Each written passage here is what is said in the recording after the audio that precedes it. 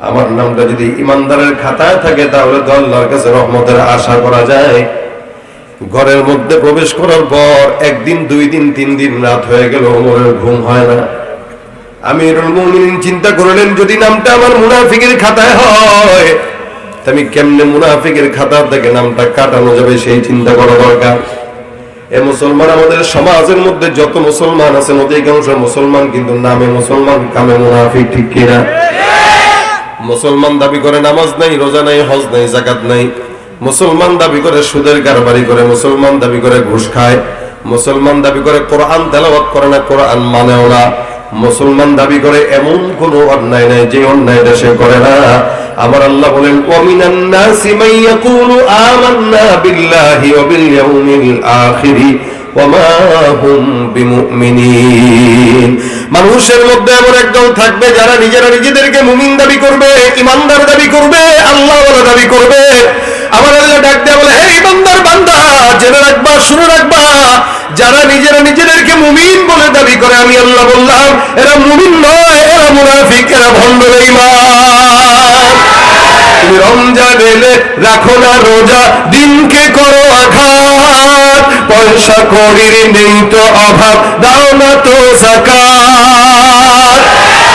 ইমানদারির বড়াই করো, নেই তোমার ইমান, তুমি ইমানদারির বড়াই করো, নেই তোমার ইমান। তুমি কেমন মুসলমান, তুমি কেমন মুসলমান, তুমি কেমন মুসলমান।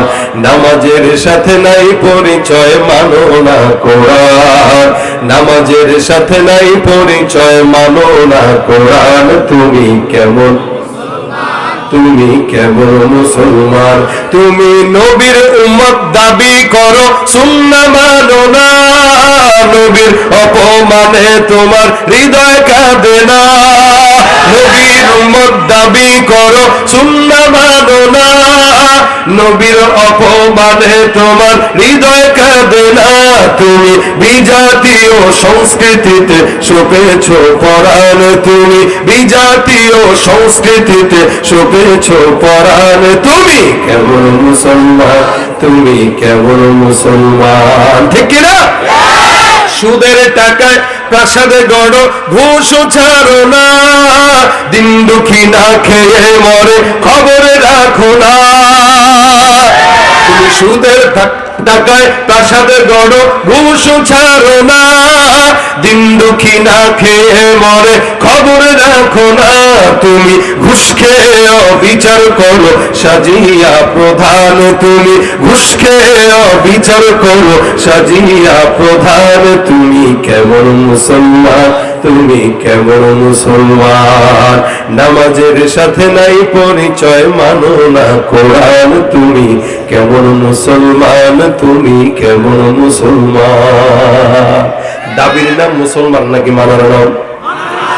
এই জন্য আমার আল্লাহ পাক বান্দাকে শিখাই দিয়েছেন, যারা ইমানদার তারা বলে সামি'না ওয়া আতা'না, যারা বেঈমান তারা বলে সামি'না ওয়া আসাইনা। বেঈমানরা কান দিয়া ঢুকায় একদিক দিয়া, বের করে আরেক দিক দিয়া, আর ইমানদাররা কান দিয়া ঢুকায় দেমাগে নেয়, অন্তর দিয়া অনুধাবন করে, আমল দিয়া পরিপূর্ণ করে, ঠিক কিনা?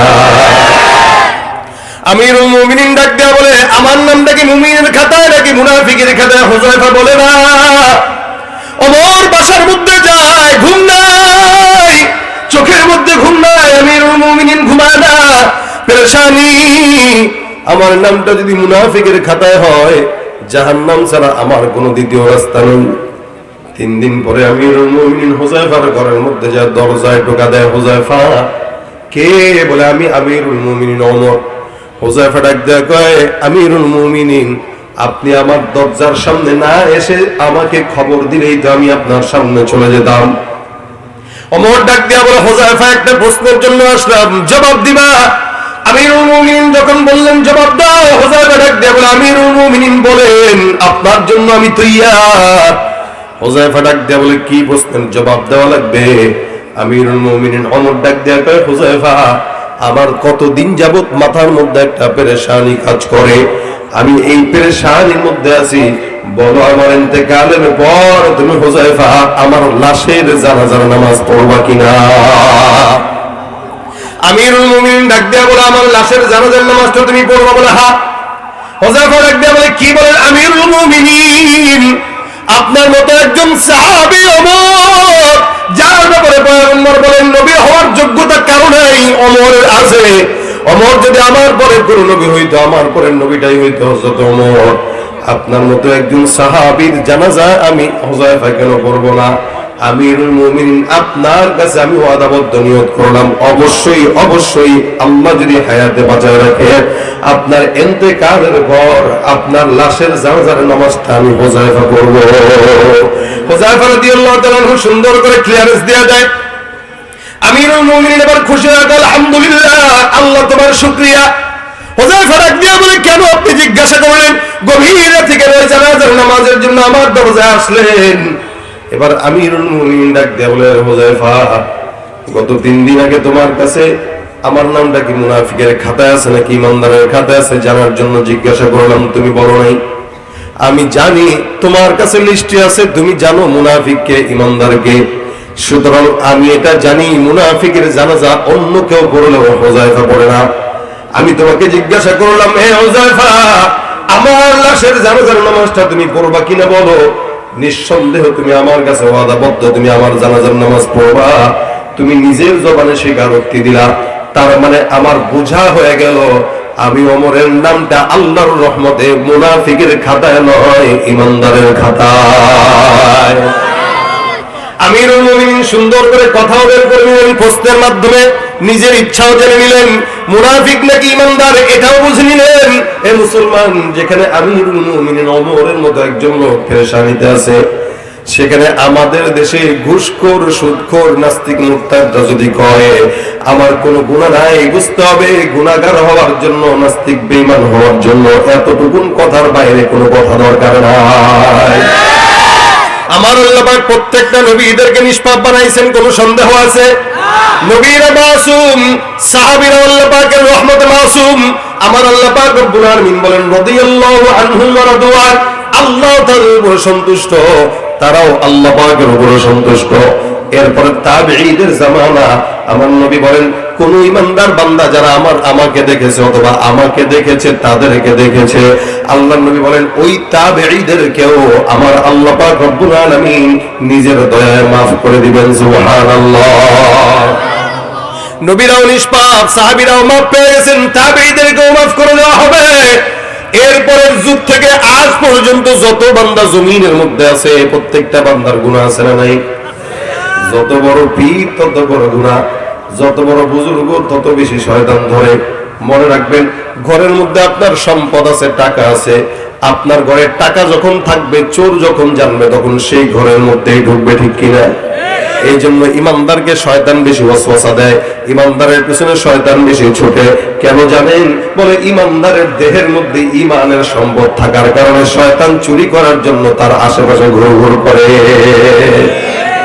আর যার বডিতে ঈমানও নাই, নামাজ নাই, রোজা নাই, শয়তানটা ওর কাছে যায় লাভ কি? ও আমার ওস্তাদ। এজন্য দেখবেন মাদ্রাসার ছেলেরা একটু দুষ্ট হয়, প্রত্যেক নিয়ত তারা কোরআনের সঙ্গে সম্পর্ক থাকে, তো শয়তান চেষ্টা করে কোনো না কোনো ভাবে এটা ধোঁকা দেওয়া যায়। কিন্তু আল্লাহর রহমতে ইল্লা ইবাদাকা মিনহুমুল মুখলাসিন, আল্লাহর মুখলিস বান্দাদেরকে শয়তান ধোঁকা দেওয়ার চেষ্টা করে, লেকিন সফল হয় না, কিন্তু চেষ্টা করে। এ ভাইরা আমার, নবীদের জামানা, সাহাবীদের জামানা, তাবেঈদের জামানা পর্যন্ত ঠিক আছে, এরপরের জামানাগুলো সব ফিতনার জামানা। জামানা যত সামনের দিকে আগাবে ফিতনা তত বাড়বে। বলেন তো আজকের সময়টা 20 বছরের আগের সময়টা এক?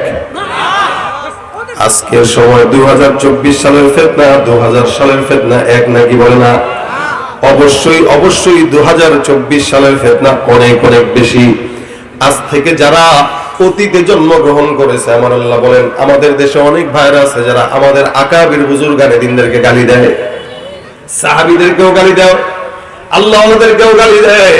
এরা কয় এই আকাবিররা, আল্লাহ ওয়ালারা ইসলাম নাকি বুঝে নাই। মনে রাখবেন, তারা ইসলাম কম বুঝলেও তারা মানুষ ছিল, জান্নাত বুঝছে। আর বর্তমান সময়ে শিক্ষা যত বাড়তেছে, মানুষ তত জানোয়ারে পরিণত হয়ে যাচ্ছে, অমানুষ হচ্ছে দিন দিন।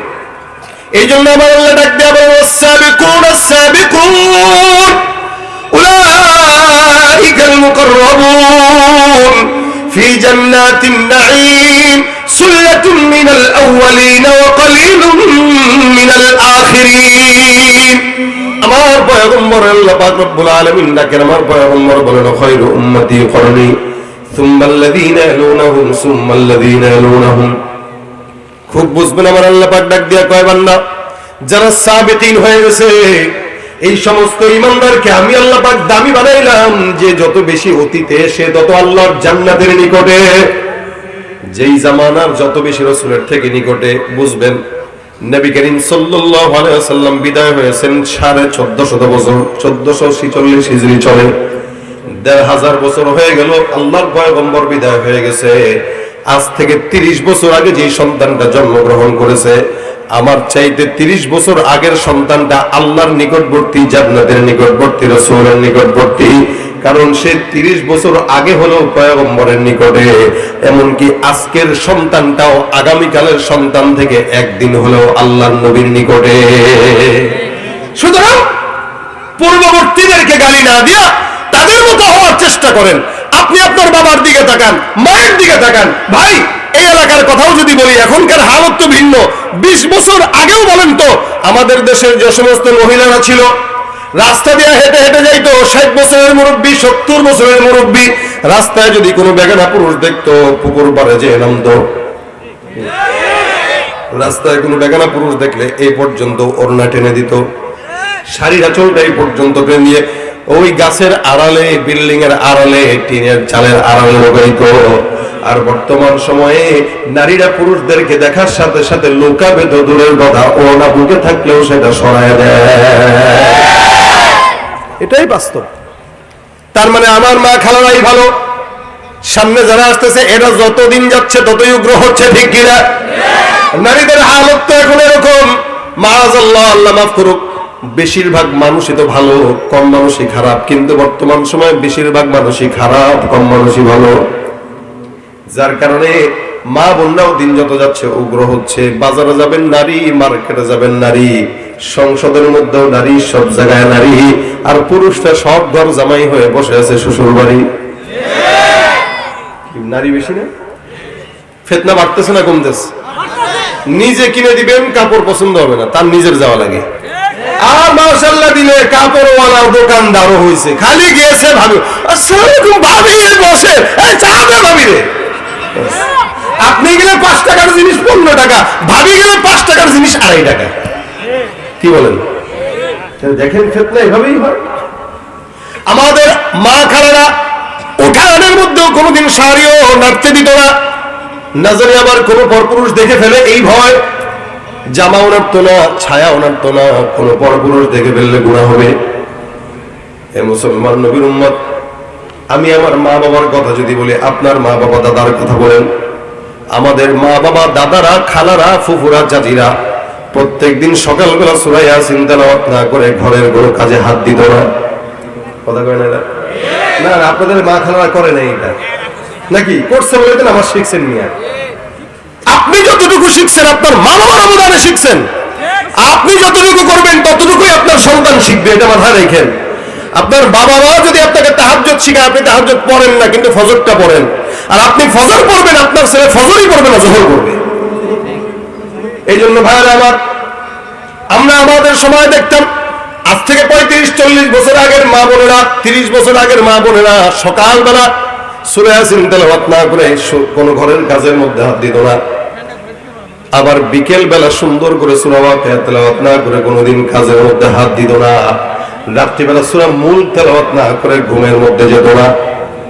আমাদের মা বাবারা তেলাওয়াত করতো 3 বেলা 4 বেলা। আর বর্তমান সময়ে ঘরের মধ্যে টিভি মুছার জায়গা আছে, টিভি রাখার জায়গা আছে, কোরআনটা ধুলায় দূষিত হয়, তেলাওয়াত করার কেউ নাই।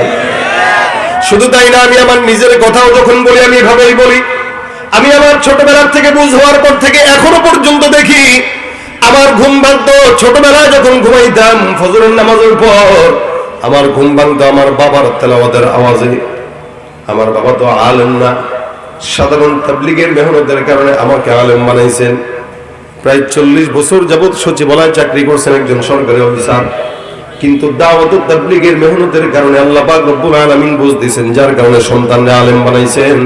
কিন্তু আল্লাহর রহমতে আমার বাবার ৭৬ বছর হয়ে গেল প্রায়, আমি আমার বাবাকে এমন কোনো দিন দেখি নাই যেদিন ২-৩ বেলা কোরআন তেলাওয়াত না তেলাওয়াত করছে।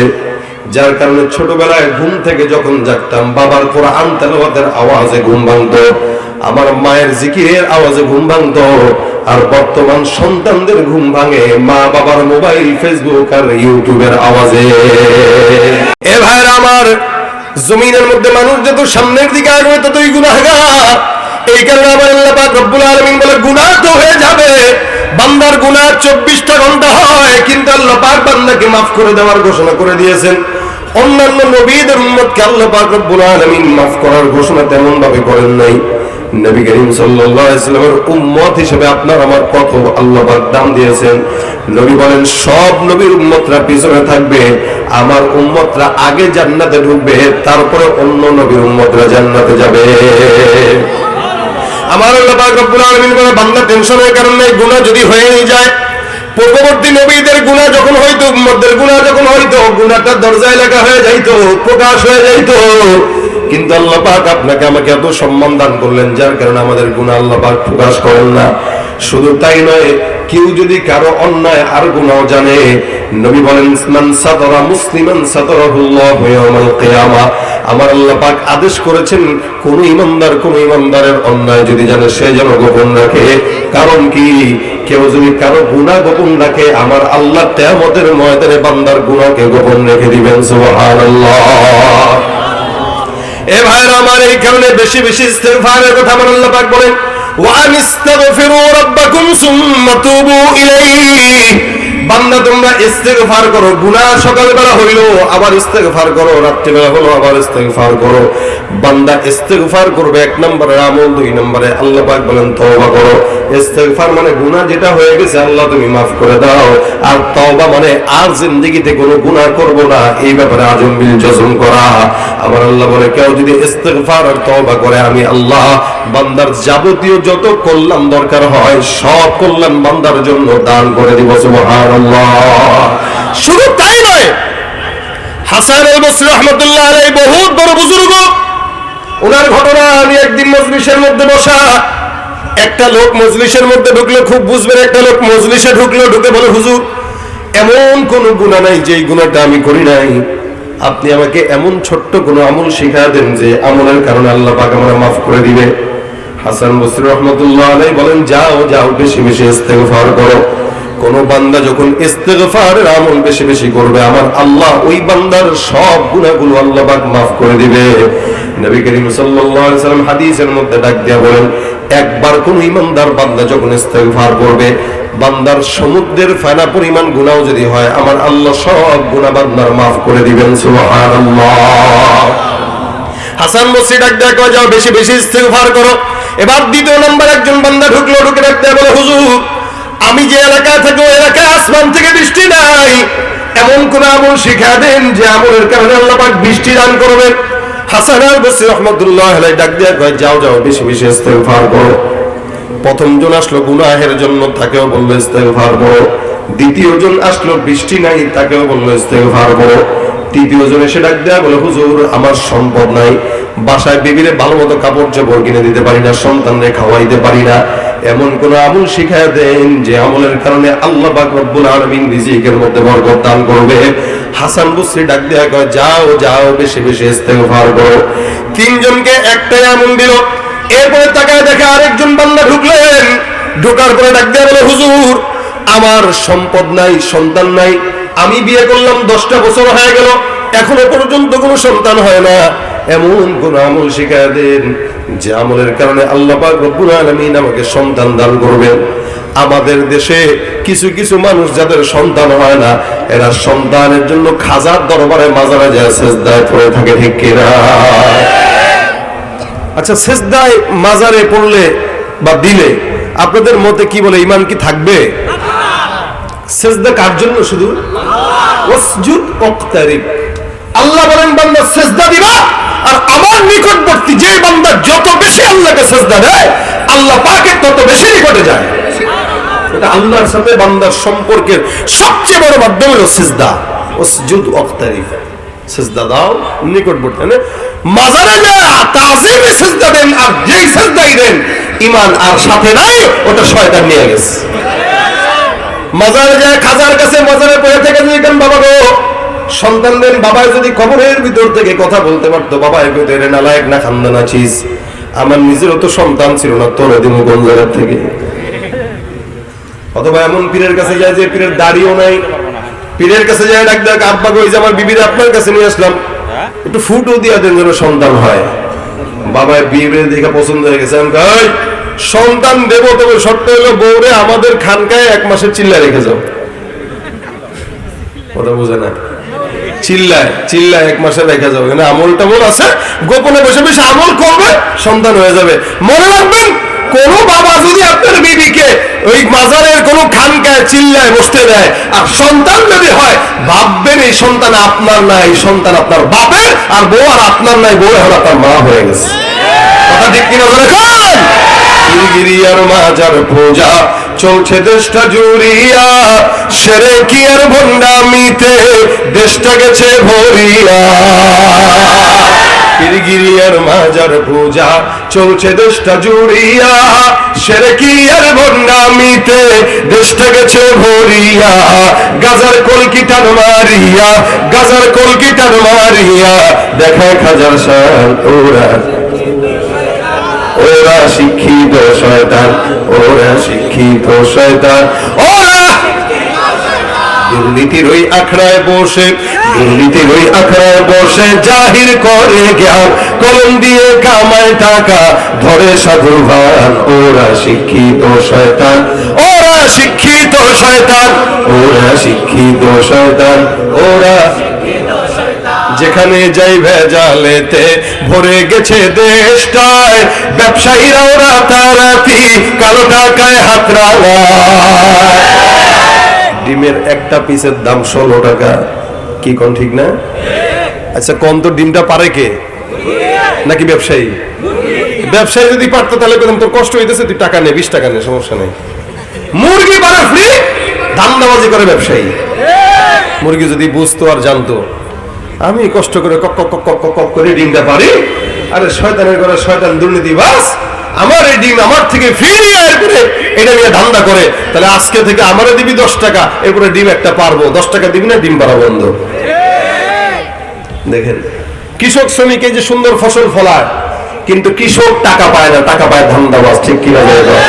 যেখানে যাই ভেজালেতে ভরে গেছে দেশটায়, ব্যবসায়ীরাও রাতারাতি কালো টাকায় হাত রাঙায়।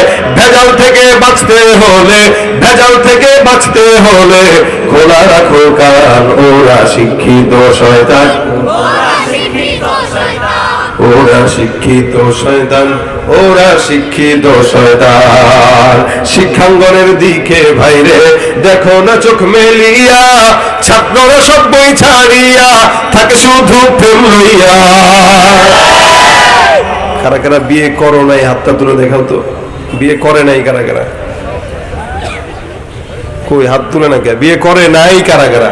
ও যে মুরব্বী, আল্লাহ সি সি সি সি মুরব্বী, বুঝে না, বুঝে নাই, বুঝে নাই, নতুন সমস্যা নেই, বিয়ে আরেকটা দেওয়া যাবে, মহিলা অনেক আছে। এরা বিয়ে করে নাই, হাতটা জোরে তুলো, হাতটা জোরে তুলো, নারে তাকবীর। শুধু অবিবাহিতরা লিল্লাহে তাকবীর। যেগুলো বিয়ে করে না এগুলা হোন্ডার পিছনে গার্লফ্রেন্ড নিয়ে ঘোরার একটা সুযোগ, কথা কয় না? এই কারণে বিয়ের সময় মতো করা দরকার আছে না নাই? বিয়ে যত সহজ হবে জেনা তত কমবে, বিয়ে যত কঠিন হবে জেনা তত বাড়বে, বিয়ে যত কঠিন হবে জেনা তত বাড়বে। এই জন্য সময় মতো বিয়ে করাটাই হলো ইমানদারির আলামত। ঠিক কিনা? শিক্ষাঙ্গনের দিকে ভাইরে দেখো না চোখ মেলিয়া, ছাত্ররা সব বই ছাড়িয়া থাকে শুধু প্রেম লইয়া। অস্ত্র সে তো সঙ্গের সাথী, অস্ত্র সে তো সঙ্গের সাথী, হইতে মাস্তান, ওরা শিক্ষিত শয়তান, ওরা শিক্ষিত শয়তান, ওরা শিক্ষিত শয়তান। আলেম নামেও কতক দেখো টাকার মোহে পড়িয়া সাথে পিছে দৌড়াইতেছে কোরআন হাদিস ছাড়িয়া। আবার জিহাদ ছেড়ে কেউ বা ধরছে, জিহাদ ছেড়ে কেউ বা ধরছে দরবেশের বিভাগ। ওরা শিক্ষিত শয়তান, ওরা শিক্ষিত শয়তান, ওরা শিক্ষিত শয়তান, ওরা শিক্ষিত শয়তান। ঠিক না ঠিক? একটু রাগ করছেন কেউ আপনারা? সবাইরই দিছি, কথা কয় না? সবাইরই দিছি, আমি আমারও দিছি। যারাই অন্যায়ের পথে থাকবে আমরা তাদের বিরুদ্ধে, অন্যায়ের পক্ষে যে থাকবে আমরা তার পক্ষে আছি। মনে রাখবেন, অন্যায়, জুলুম, নির্যাতন যে দেখে, যে সহ্য করে, যে সাপোর্ট করে, সবাই সমান। এই জন্য আমরা অন্যায়ের পক্ষে বিরুদ্ধে নারায়ে তাকবীর। তাহলে খাজার কাছে যাওয়া যাবে, মাজারে সেজদা দেওয়া যাবে ইনশাআল্লাহ। আপনারা কিসের জোয়ান? এই যে আমার সামনে একটা জোয়ান বসে রয়েছে তাগড়া, মাশাআল্লাহ, লাঠি একটা হাতে আছে। বাইরে সোজা করে দিবেন সব নাস্তিকরে, ঠিক আছে নি?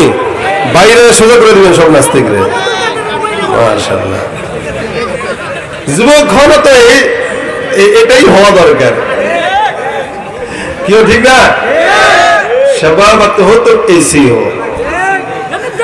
ভাইরা আমার দেখেন, হ্যাঁ ঠিক আছে, একজন আসছে প্রথমে গুনাহের জন্য, তাকে কি বলছে? কথা কয় না। তারপরে আসছে বৃষ্টি হয় না, তাকে কি বলছে? তারপরে আসছে সম্পদ নাই, তাকে কি বলছে? তারপরে আসছে সন্তান নাই, তাকে কি বলছে? আরেকজন এসে ডাকতে হয়, হুজুর আমার ক্ষেতের মধ্যে ফসল নাই। কয় যাও যাও বেশি বেশি ইস্তেগফার করো। আরেকজন এসে কয় হুজুর পেরেশানিতে আছি, সরকারের সময়, স্বৈরাচারীর সময় মামলা দিছিল, ওই মামলা নিয়ে এখনো পেরেশানিতে। এমন কোন আমল শিখায় দেন যে আমলটার কারণে পেরেশানি দূর হয়ে যাবে। হাসান বসরি ডাক দেওয়া কয় যাও যাও বেশি বেশি ইস্তেগফার করো। এতগুলা মানুষ আসলো, যারাই আসলো সবাই ইস্তেগফারের কথা বললেন। পাশে দুই চারজন মুরিদদান যারা আছে, এই মুরিদরা ডাক দেওয়া কয় কি ব্যাপার হুজুর, বুঝলাম না, সব বান্দাদেরকে একটাই আমল দিছেন মনে হয়, আর কোন আমল শিখেন নাই। সব মানুষের একই জিনিস। দেখবেন কিছু কিছু গ্রাম্য ডাক্তার আছে, যে রোগের জন্য যাবেন নাপা এক্সট্রা, ওষুধ একটাই, পেট ব্যথা তো নাপা এক্সট্রা, মাথা ব্যথা নাপা এক্সট্রা, জ্বর তো নাপা এক্সট্রা। গুলিস্তানে আরো বেশি আছে, পল্টনে, গুলিস্তানে মাজার ব্যথা, বাতের ব্যথা, পেটের ব্যথা, চোখের ব্যথা, মাথার ব্যথা, সব ওষুধ একটা, টাকা হইল 10 টাকা। হাসান বসরিরা একদিন বলতেছেন হুজুর এতগুলো মানুষ আসলো, আমল দিলেন একটা, কারণটা বুঝলাম না। হাসান বসরি বলেন এই আমলটা আমি নিজে দেই নাই, এই আমলটা আমার আল্লাহ পাক কোরআনের মাধ্যমে বান্দাকে জানিয়ে দিয়েছেন। সুবহানাল্লাহ। আমার আল্লাহ পাক ডাক দিয়া বলেন ফাকুল তুস্তাগফিরু রাব্বাকুম ইন্নাহু কানা গফফারা ইউরসিলিস সামাআ আলাইকুম মিদরারা ওয়া ইমদিদুকুম বিআমওয়ালিন ওয়া বানিনা ওয়া ইয়াজআল লাকুম জান্নাতিন ওয়া ইয়াজআল লাকুম আনহারা।